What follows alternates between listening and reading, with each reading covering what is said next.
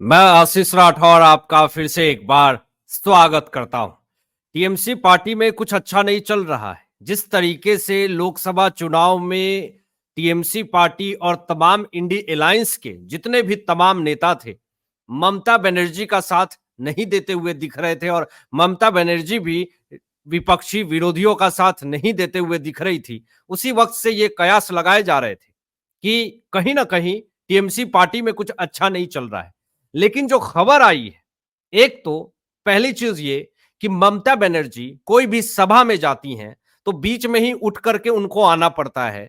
चाहे वो संसद में हो या फिर कहीं भी कोई मीटिंग में जा रही हो, बीच में ही उनको क्यों आना पड़ता है। हमेशा हमने देखा है कि इंडी अलायंस के बैठक में भी ममता बनर्जी बीच में ही गुस्सा होकर के चली जाती हैं। तो ये तमाम चीजें आखिर क्यों होती हैं, इसी को लेकर के ममता बनर्जी ने भी एक टिप्पणी दे दी और वो टिप्पणी क्या है, वो बहुत ही ज्यादा इंपॉर्टेंट है, जो आपको मैं दिखाऊंगा। कोर्ट की तरफ से क्या बड़ा झटका मिला है ये भी बताऊंगा, और ममता बनर्जी के ऊपर क्या क्या समस्याएं और मुसीबतें खड़ा हो रही हैं। पार्टी में किस तरीके से अब पार्टी के नेता ही इनके खिलाफ भी उगलने लगे हैं, ये तमाम चीजें चर्चा करेंगे इस वीडियो में। लेकिन इससे पहले इस चैनल को सब्सक्राइब कीजिएगा, बेल आइकन प्रेस कर लीजिएगा। दोस्तों, जो सबसे पहले और बड़ी खबर जो आ रही है दोस्तों, कि यहां पर ममता बनर्जी का स्टेटमेंट आता है कि मुझे सिर्फ 5 मिनट बोलने दिया गया। आखिर ये कहां गई हुई थी जहां पे सिर्फ इनको 5 मिनट बोलने दिया गया, और ये कहना कि दूसरे सीएम को 20 मिनट तक बोलने दिया गया। पूरी तरीके से भड़क गई ममता बनर्जी, और कहीं ना कहीं ये उनको एहसास होने लगा कि आखिर मेरे साथ ही ऐसा क्यों होता है। पिछले बार भी बहुत बार ऐसी वारदात हुई है ममता बनर्जी के साथ, जो जानने लायक है। बीच सभा में किस तरीके से गुस्सा होकर के ये चली जाती हैं, तो ये आखिर होता क्यों है। जब हेलीकॉप्टर से वो जाती हैं और जब कोई सम्मेलन में जाती हैं और जब वहां पे संबोधित करती हैं, तो हेलीकॉप्टर की जब जांच होती है तो उसके लिए भी भड़क जाती हैं। अभिषेक बनर्जी का एक मामला सामने आया था। तो ये तमाम चीजें जो होती हैं, किसी रैली में जा रहे हैं, सड़क पे नुक्कड़ पे जा रहे हैं, अगर कोई उधर से टीएमसी को लेकर के कोई जनता ने ही कह दिया, कुछ आपत्तिजनक बात कह दी, तो उसके पीछे पुलिस दौड़ जाती है उनको मारने के लिए, पीटने के लिए। अभिषेक बनर्जी के साथ भी ऐसा ही हुआ था। तो आखिर सवाल ये उठता है कि ऐसा होता क्यों। ये सबसे बड़ी बात है। अब कुछ दिनों पहले की बात है, सीढ़ी पर से गिर गई, कभी सिर फट जाता है, तो बीजेपी की तरफ से पलटवार आते हैं कि ये सिर्फ और सिर्फ पब्लिसिटी स्टंट है, अभी क्यों नहीं हो रहा है ऐसा कुछ, ये इलेक्शन के वक्त ही क्यों होता है। तो ये तमाम चीजें जो हो रही हैं, ये कहीं ना कहीं अपने आप में ममता बनर्जी के लिए एक बहुत बड़ी समस्या क्रिएट कर रही है। देखिए, जरा आपको बताते हैं कि मामला क्या है। कि प्रधानमंत्री मोदी की अध्यक्षता में नीति आयोग की गवर्निंग काउंसिलिंग की 9वीं बैठक दोस्तों हो रही थी, और इस 9वीं बैठक में ममता बनर्जी भी पहुंचती हैं, और ये आरोप क्या लगाती हैं कि मुझे बोलने का मौका नहीं दिया गया, और बैठक छोड़ करके ये चली जाती हैं। 5 मिनट में ही उन्हें स्टॉप कर दिया गया, ऐसा आरोप ममता बनर्जी लगा रही हैं। अभी सुनते रहिएगा आगे, झूठ पे झूठ, झूठ पे झूठ का प्रोपोगेंडा सामने आ जाएगा। राष्ट्रपति भवन के सांस्कृतिक केंद्र में यह बैठक हो रही थी दोस्तों, और ममता बनर्जी पश्चिम बंगाल की मुख्यमंत्री बाहर निकल करके कहती हैं कि मुझे केवल 5 मिनट ही बोलने के लिए अनुमति दी गई, और बाकी जितने भी लोग थे उन्हें 20 मिनट बोलने दिया गया। मैंने अपना विरोध दर्ज करवाया और मैं बाहर आ गई। ये स्टेटमेंट है ममता बनर्जी का। पूरा बवाल खड़ा हो गया। ये दुख तकलीफ की दूसरे को 20 मिनट बोलने दिया गया और मुझे 5 मिनट बोलने दिया गया, ये एक राज्य का मुख्यमंत्री कैसे बोल सकता है।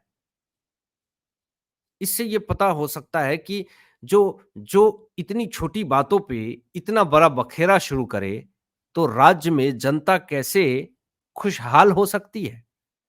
ममता बनर्जी ये भी कहती हैं कि मैंने कहा योजना आयोग को वापस ले आइए, मैंने कहा बंगाल को फंड दीजिए और आप भेदभाव मत कीजिए, मैंने बोला जब केंद्र सरकार चलाते हैं तो सारे राज्यों को सोचना चाहिए, सारे राज्यों के बारे में सोचना चाहिए। मैं सेंट्रल फंड के बारे में बता रही थी और इसे पश्चिम बंगाल को नहीं दिया जा रहा है, तभी मेरा माइक म्यूट कर दिया गया। ये आरोप लगा रही हैं ममता बनर्जी, मुझे बोलने की अनुमति नहीं दी गई।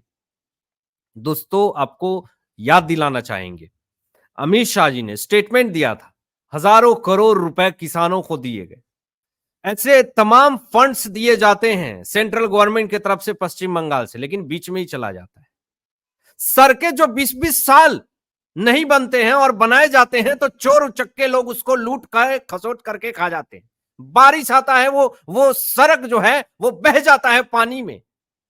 ममता बनर्जी वहां पे नहीं आती हैं कहने कुछ भी, लेकिन फंड्स मांगने के लिए इनको 20 मिनट समय चाहिए।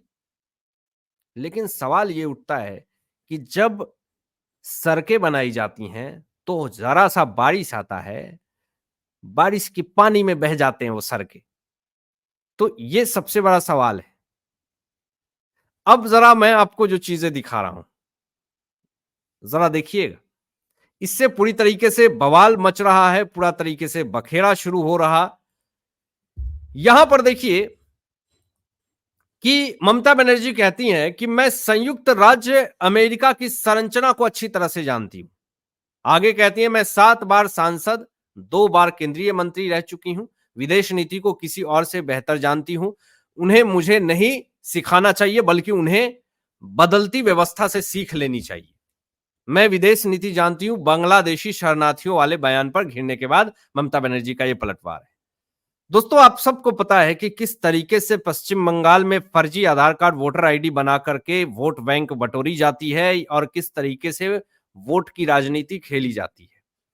और बांग्लादेशी के ऊपर जब भी आरोप लगते हैं तो सबसे ज्यादा तकलीफ ममता बनर्जी को होती है।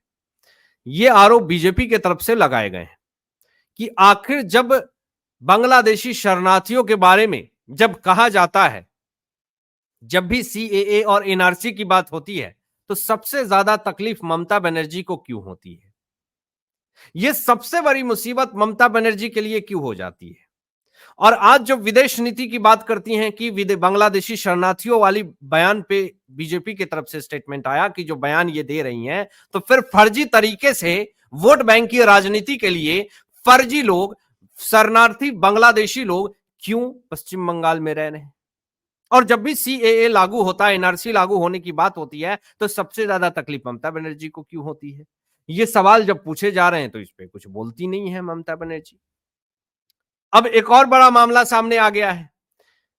एक बड़ी मुसीबत ममता बनर्जी के लिए खड़ा हो चुकी है और यह मुसीबत दोस्तों ऐसा मुसीबत है कि ममता बनर्जी की समस्याएं जो है वो बढ़ा करके रख देगी।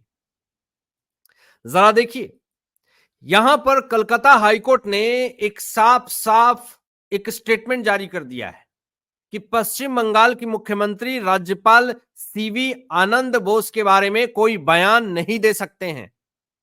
भले बयान जो है वो अभिव्यक्ति की आजादी है, पब्लिक ड्यूटी की सीमाओं के बाहर नहीं जाना चाहिए। तो ये कलकत्ता हाईकोर्ट का ये जो साफ साफ वर्डिक्ट है और जिस तरीके से ममता बनर्जी राज्यपाल सीवी आनंद के बारे में जो स्टेटमेंट जारी करती हैं, जो प्रतिक्रियाएं देती हैं, उसको लेकर के अब कोलकाता हाईकोर्ट भी सख्त हो चुकी है। अब देखिए, पश्चिम बंगाल की मुख्यमंत्री ममता बनर्जी बांग्लादेशियों के हालिया हालात पर टिप्पणियां को लेकर के जो विवाद खड़ा हो गया वो थमने का नाम नहीं ले रहा है। और बांग्लादेश की आपत्ति के बाद भारतीय विदेश मंत्रालय ने भी इस पर प्रतिक्रिया दी, जिससे ममता बनर्जी भड़क गई पूरी तरीके से। और ममता बनर्जी ने 24 घंटे के अंदर इस बाबत केंद्र सरकार पर हमला बोला और कहा कि वह विदेश नीति उनसे बेहतर जानती है। लेकिन बेहतर जानती हैं मगर फिर भी घुसपैठिए क्यों पश्चिम बंगाल में ज्यादा हैं, ये सवाल कहीं ना कहीं खड़े हो रहे हैं। अब सोशल मीडिया पे दोस्तों ये फोटो भी काफी ज्यादा तेजी से वायरल हो रही है। जरा देखिए, ममता बनर्जी सीएम आवास गई हुई थी और आम आदमी पार्टी के संयोजक अरविंद केजरीवाल जेल में है, उनकी पत्नी सुनीता केजरीवाल से मुलाकात करी, उनके घर पे जाकर के गुलदस्ता शेयर हुआ। तो इसको लेकर के पूरा बखेरा शुरू हो रहा कि वही ममता बनर्जी इंडी अलायंस को भाव नहीं देती, राहुल गांधी सोनिया गांधी को भाव नहीं देती और अब सुनीता केजरीवाल से मुलाकात कर रही हैं। क्या इसमें भी कोई इसके राजनीति मायने हैं? ये तमाम चीजें जो दोस्तों सवाल खड़े हो रहे हैं, अब इससे देखिए ममता बनर्जी की सरकार पे कहीं खतरा ना मंडरा जाए। हालांकि आप क्या सोचते हैं इन तमाम मुद्दों पे? अपनी विचार जो व्यक्त कीजिएगा और ऐसे ही लेटेस्ट अपडेट पाने के लिए इस चैनल को सब्सक्राइब करके बेल आइकन प्रेस कर लीजिएगा और अपने दोस्तों में शेयर जो कीजिएगा। Thanks for watching my video. जय हिंद, सत्यमेव जयते।